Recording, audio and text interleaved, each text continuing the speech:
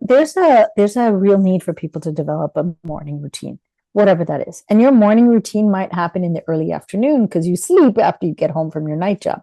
But to have a routine where you wake up, it generally focuses around taking your senses and cleaning out the wastes, cleaning out the kind of films that build up while you sleep, and then getting your senses clean and ready for new information, new life, and new experiences to happen. So people should have a daily routine.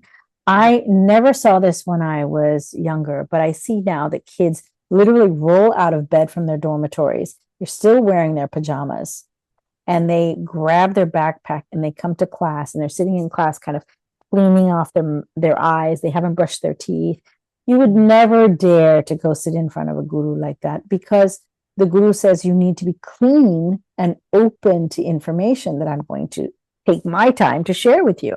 Like, who are you doing a favor to by coming to class when you're not ready to learn, right? And getting ready to learn is being ready to take in information. So that's the early morning routine.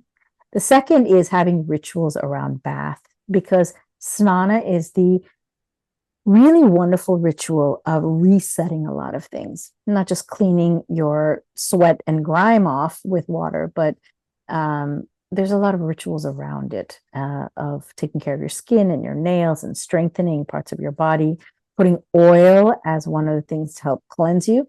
You know, oil is a detergent, just like the soaps that we use, but soap has lye, so it really dries people up. And so if you go and see the really good soap makers, they'll use oil in their soaps. So Ayurveda said, well, let's just use oil. Liquid oil doesn't have to have a soap base that's a solid. And now today you have these liquid gel things in bottles, like squirt bottles. But what if you just use oil, put it on your body, let the oil soak in below the top layer, go down and get all the stuff that's kind of fat soluble stuck inside the first layers of the skin or down in the interstitium, bring that back up. And then as you exercise and open up the pores, some of it comes out, and then the water that you bathe with washes it away. When you do that, you have a small sheen of oil left, so you're moisturized. You don't douse your body with oil so the pores can't breathe, and you've showered and there's a fresh feeling. Plus, it improves your appetite. So that's the second thing I would say, learn how to bathe. The third I would say for everyone is learn how to eat. So the science of bhojana, which is taking in meals, or the science of ahara, which you let into your body. Generally, we think of ahara as food because of Annapurna, the goddess that fed everyone when they were hungry.